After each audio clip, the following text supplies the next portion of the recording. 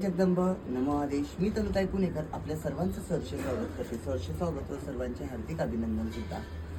बऱ्याचदा प्रश्न विचारायला आपल्या गादीवरती बरेचसे भक्त येतात. त्याचबरोबर अनेक ठिकाणी आपण पाहिले असेल की प्रश्न उत्तर त्याचबरोबर कौल लावणे अशा पद्धती गादीवरती होतात. तर महत्वाचा मुद्दा आपण आज असा घेत आहोत की वीर कंगनावरती आपले प्रश्न कसे सोडवावेत, त्याचबरोबर इतरांचे प्रश्न कसे सोडवावेत याविषयी बरेचशा लोकांचे प्रश्न असतात. बरेचसे आपण व्हिडिओ पाहतो, त्या व्हिडिओमध्ये वीरकंगन जमिनीवरती ठेवल्या जातं. त्याचबरोबर त्या वीरकंगनावरती एक अंगठा ठेवून वीरकंगन गोल फिरवणे, या बाजूला फिरवणे, त्या बाजूला फिरवणे.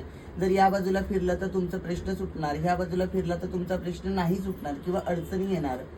मुळात पृथ्वीला हे गुरुत्वाकर्षण मानलं जातं. पृथ्वीवरती गुरुत्वाकर्षण असतं, त्यामुळे एखादी वस्तू आपण वरतून खाली सोडली तर ती खालीच पडते, ती पुन्हा वर जात नाही.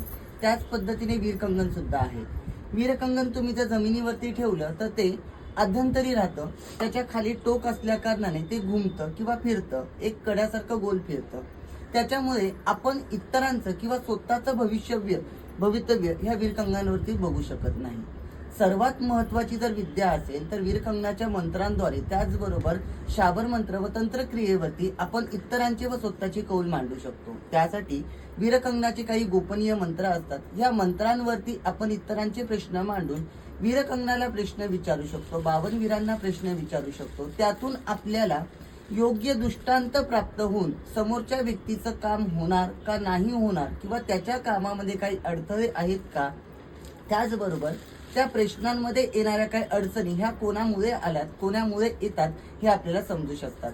वीरकंगन बोट लावल्याने, गोल फिरल्याने होणार किंवा नाही होणार या भ्रमामध्ये किंवा या मानसिकतेमध्ये राहण्यापेक्षा वीरकंगनावरती तुम्ही योग्यरित्या दृष्टांत प्राप्त करावेत. त्याचबरोबर त्या दृष्टांतातून समोरच्या व्यक्तीचा काय मार्ग आहेत किंवा त्यातून त्याचे काय अडचणी आहेत, ह्या कशामुळे आहेत या व्यवस्थितरित्या पाहून घ्याव्या.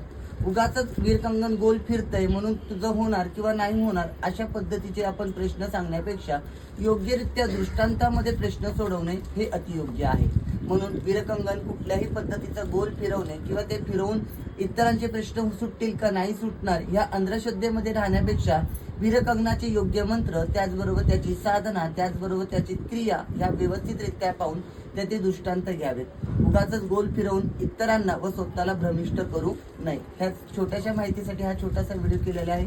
हा व्हिडिओ जर तुम्हाला पूर्णत्व आवडला तर याच्यासाठी मला लाईक करा, सबस्क्राईब करा. त्याचबरोबर तुमच्या काही अडचणी असतील, काही प्रश्न असतील तर तुम्ही कमेंटद्वारे विचारा. त्याचबरोबर गादीवरती येण्यासाठी बुकिंग करून तुम्ही गादीवर सुद्धा येऊ शकता. तर सर्वांना जय जगदंब, नमो आदेश.